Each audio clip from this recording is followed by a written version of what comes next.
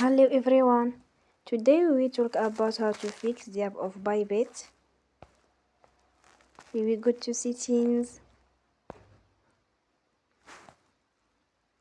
then we click on apps. After that we will search the app Bybit and we click. Then we will on for stop. After that we will go to storage. Then we click on clear cache. In the end, turn off your phone and you will recharge your phone again. Don't forget to support us by like and subscribe.